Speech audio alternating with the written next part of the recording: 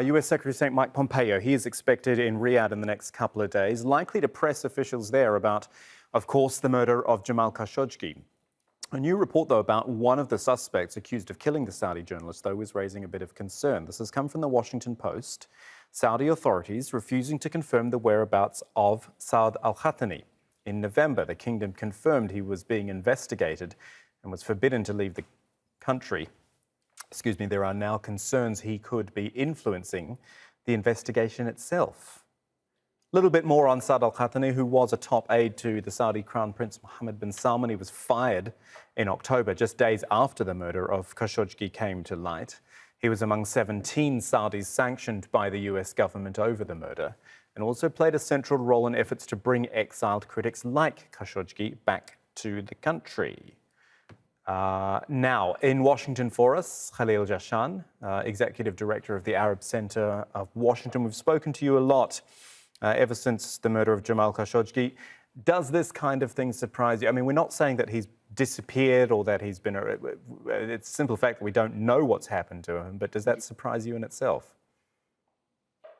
It doesn't at all. As a matter of fact, it's a kind of natural progression of the investigation, particularly the Saudi version of the investigation. They have sheltered some of the key personalities that were involved or accused of being involved, whether by Turkey or by the international community or even by Saudi Arabia, as in this case.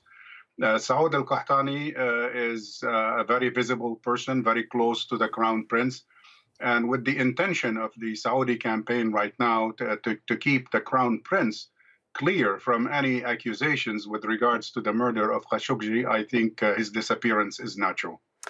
Isn't the reality that we will only ever know as much as the Saudi officials want us to know? I know that sounds very simplistic, but the fact is they're talking about trials going on there. It is a closed society. It is a closed government. It will happen how they want it to happen.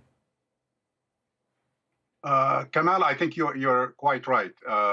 Yes, it might sound simplistic to some, but the fact of the matter is it's a very closed society. Whatever news we get out of Saudi Arabia has to be authorized by the government in many ways. There is a lot of pressure on Saudi Arabia to deliver. You mentioned earlier that the Secretary of State is in the region.